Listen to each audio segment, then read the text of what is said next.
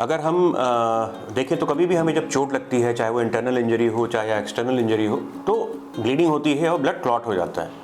ये एक नॉर्मल प्रक्रिया है, लेकिन यही ब्लड जो है वो हमारी कोशिकाओं में, हमारी आर्टरीज में, वेन्स में क्लॉट नहीं होना चाहिए, क्योंकि अगर वो ऐसे क्लॉट होने लगेगा तब हम उस प्रोसेस को थ्रोम्बोसिस कहते हैं। और ये एक नॉर्मल प्रक्रिया नहीं है और ये कई सारी प्रॉब्लम्स को जन्म देती है, डिपेंडिंग ऑन कि किस ऑर्गन की ब्लड सप्लाई या वीनस ड्रेनेज में ये थ्रोम्बोसिस होता है।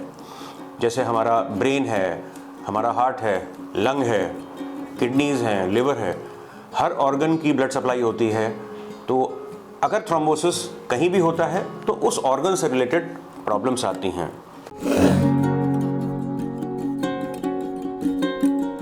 लक्षण बेसिकली वो निर्भर करते हैं कि किस ऑर्गन सिस्टम का इन्वॉल्वमेंट हुआ है। वो अगर ब्रेन की आर्टरी में होता है तो वो स्ट्रोक की तरह प्रेजेंट करता है, लकवा मार सकता है। हार्ट की आर्टरी में होता है तो हार्ट अटैक उसको हम बोलेंगे। लिवर में होता है तो उसके अलग नाम हैं, किडनी में होता है तो उसके अलग प्रॉब्लम्स हैं, आंतों में होता है तो उसकी अलग दिक्कतें होती हैं।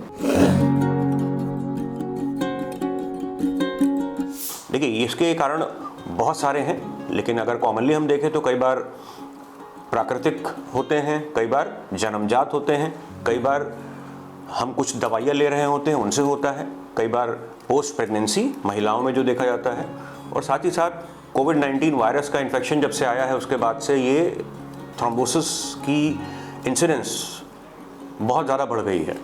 तो वो वायरस और उसका एंटीजन भी जो है वो थ्रोम्बोसिस करते हैं, जो कि एक बहुत ही एस्टैब्लिश्ड आज की तारीख में फैक्ट बन गया है।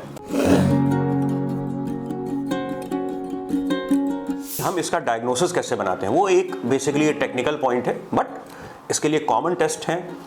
और बट उस टेस्ट से पहले मैं ये चाहूँगा कि आप संबंधित डॉक्टर से ज़रूर मिलें। और टेस्ट जो होते हैं वो सिंपली कलर डॉपलर, जो कि खून के फ्लो को देखते हैं या चेक करते हैं, और साथ ही साथ सीटी एंजियोग्राफी होती है, इमेजिंग टेक्निक्स होती हैं बहुत सारी। तो डॉक्टर से मिलना सबसे इम्पॉर्टेंट है, वो बॉटम लाइन है। और there are lot of technical investigation जो कि इसके लिए किए जाते हैं।